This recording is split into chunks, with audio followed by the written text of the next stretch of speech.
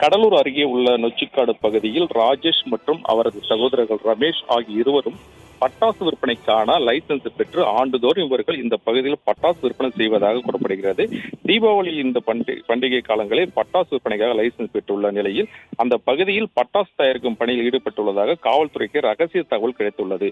இதனைத் தொடர்ந்து கடலூர் முதுநகர் காவல்துறையினர் நொச்சிக்காடு பகுதியில் சென்று ராஜேஷுடைய இடத்தை ஆய்வு செய்த போது அங்கு பட்டாசு தயாரிக்கும் பணியில் ஈடுபட்டதை கண்டுபிடிக்கப்பட்டுள்ளன. பட்டாசுகள் தயாரிப்பதற்கான பணியில் அங்குள்ள ஊழியர்கள் ஈடுபட்டதுடன் அதற்கான 500 கிலோ வெடிமருந்துகள் அங்கு பதுக்கி வைக்கப்பட்டிருந்ததையும் போலீசார் அதிர்ச்சி அடைந்துள்ளதாக கூறப்படுகிறது.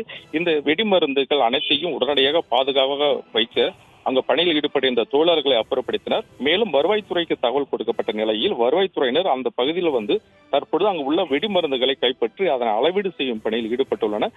மேலும் இந்த வெடிமருந்துகள் எங்கிருந்து கொண்டு வரப்பட்டது, இதை கொண்டு வந்தது யார் என்று போலீசார் விசாரணை மேற்கொண்டு வருகின்றனர்.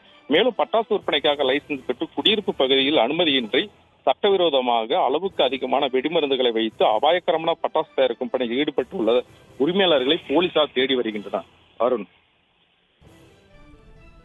விவரங்களுக்கு நன்றி தாமரை கண்ணன்.